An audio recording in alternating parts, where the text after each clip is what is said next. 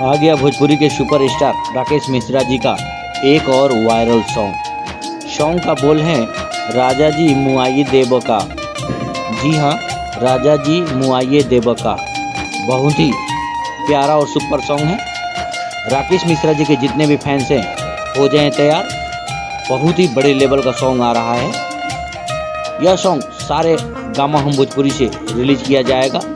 कल इसका 11 बजे टीजर आएगा, तो आप लोग टीजर का भी आनंद ले सकते हैं। इस गाने का राइटर अजीत मंडल जी, म्यूजिक से सजाया है रोशन सिंह जी। इस गाने में भोजपुरी की एक्ट्रेस प्रिया चौधरी जी नजर आएंगी। बहुत ही प्यारा और सुपर सॉन्ग है, बवाल होने वाला है।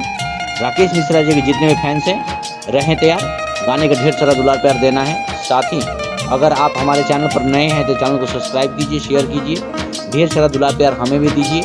मिलते हैं अगले वीडियो में, तब तक के लिए बाय, लव यू, जय हिंद, जय भोजपुरी।